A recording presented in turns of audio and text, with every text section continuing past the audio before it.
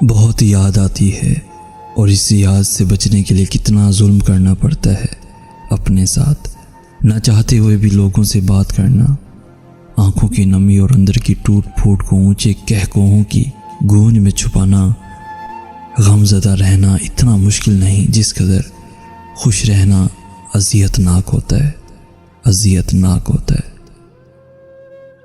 पता नहीं क्यों पर मेरी ख्वाहिश है कि मीज़ान मोहब्बत लगे, तुम्हारी और मेरी मोहब्बत तराजू में तोली जाए और जिसकी मोहब्बत कम निकले उससे मोहब्बत रूठ जाए।